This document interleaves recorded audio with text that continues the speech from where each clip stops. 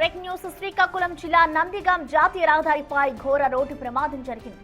Road పక్కన ఆగి ఉన్న ఐచర్ వ్యాన్ ను వేగంగా వచ్చిన కారు ఢీకొట్టింది. ఈ ప్రమాదంలో ఒడిశాకు చెందిన దాలయ్య, మోహినమ్మ అక్కడికక్కడే మృతి చెందారు. మరో 5గురికి తీవ్ర గాయాలయ్యాయి. హైవే సిబ్బంది క్షతగాత్రులను వెంటనే టెక్కలి ఆసుపత్రి తరలించారు. ఇటు పోలీసులు కేసు నమోదు చేసి ఈ ఘటనపై దర్యాప్తు చేస్తున్నారు.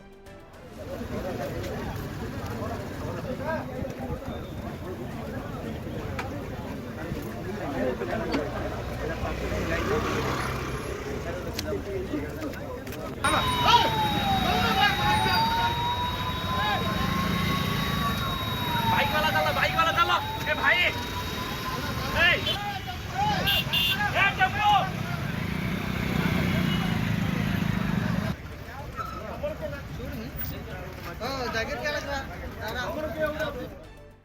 రోడ్డు ప్రమాదానికి సంబంధించిన మోర్ డీటెయిల్స్ ని మా ప్రతినిధి షణ్ముఖ్ అందిస్తారు. షణ్ముఖ్, చెప్పండి, అసలు ప్రమాదానికి సంబంధించి అసలు కారణాలేంటి, అలాగే దీంట్లో గాయపడిన వారి పరిస్థితి ఎలా ఉంది? షణ్ముఖ్, ప్రసన్న, ఒరిస్సా నుంచి వస్తున్నటువంటి ఒక కారు అనేది ఐచర్ వ్యాన్ ని ఢీకొట్టడం కారణంగా టెక్కల్ దగ్గర ఉన్నటువంటి నందిగాం హైవే పైన ఐచర్ వ్యాన్ ఢీకొట్టిన కారణంగా ఈ ప్రమాదం జరిగింది.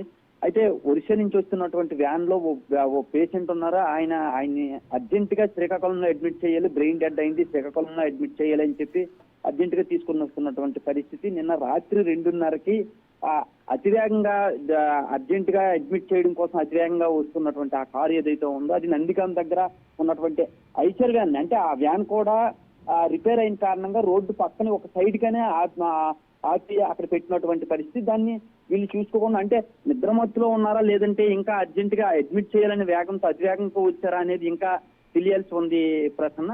దీని కారణంగా వచ్చి దాన్ని ఢీకొట్టడం కారణంగా అందులో ఉండే పేషెంట్ తో పాటు ఇంకో వ్యక్తి కూడా చనిపోయారు. మరో 5గురికి తీవ్ర గాయాలయ్యాయి. అందులో ఒకరి పరిస్థితి విషమంగా ఉంది, ఇంకో 4 పరిస్థితి అయితే మాత్రం కొంత మేరకు పర్వాలేదని చెప్పేసి కూడా డాక్టర్లు చెప్తున్నటువంటి పరిస్థితి.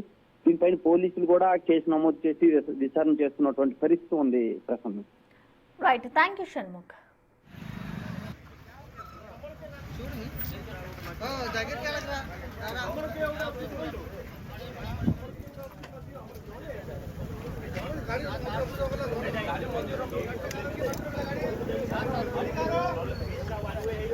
नहीं सर